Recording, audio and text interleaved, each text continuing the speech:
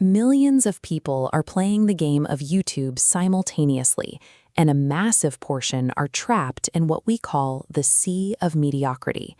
They are stuck on a hamster wheel, churning out average quality video after average quality video, completely focused on meeting arbitrary daily or weekly upload schedules.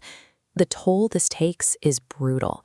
Creators spend all their free time chasing views, staring at flatlining analytics dashboards, and earning pennies for their effort until they inevitably burn out.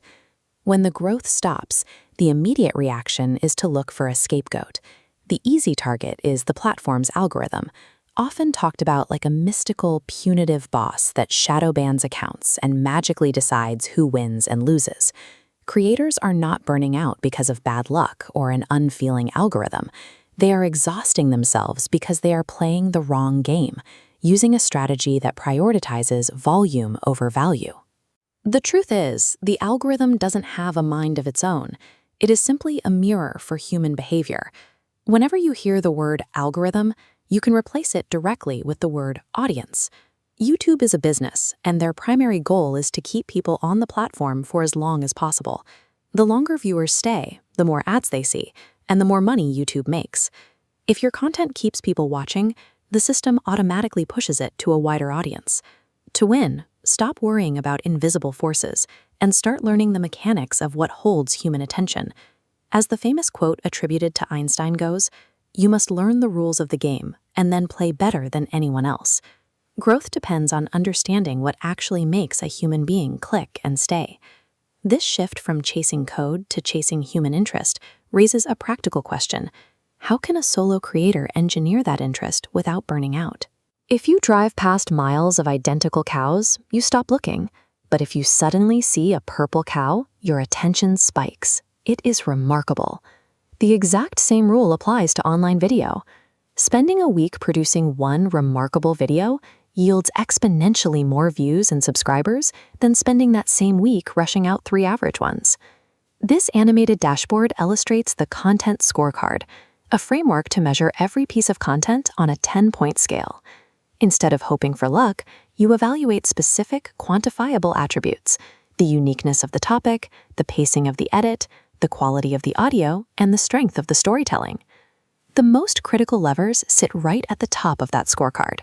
The packaging, meaning the combination of the title and the thumbnail, serves as an advertisement explicitly designed to trigger an immediate psychological need to click.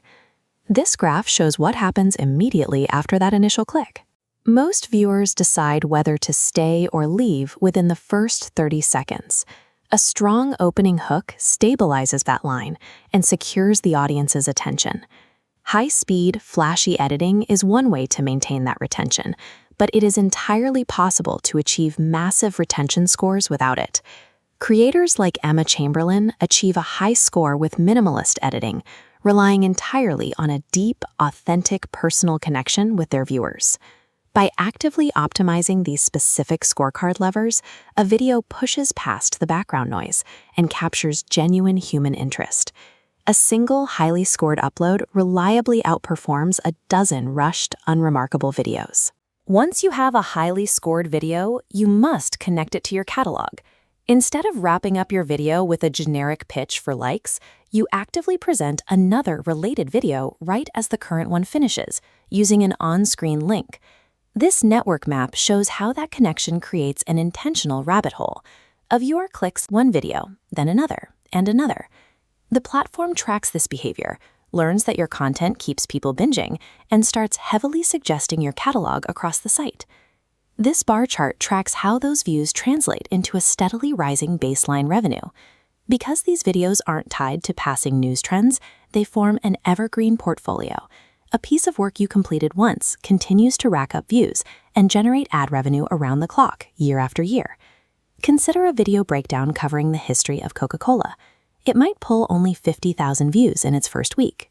But because of its timeless appeal and connected end screens, it can sit at over 4.5 million views, pulling in thousands of new viewers every single day, over a year after publication.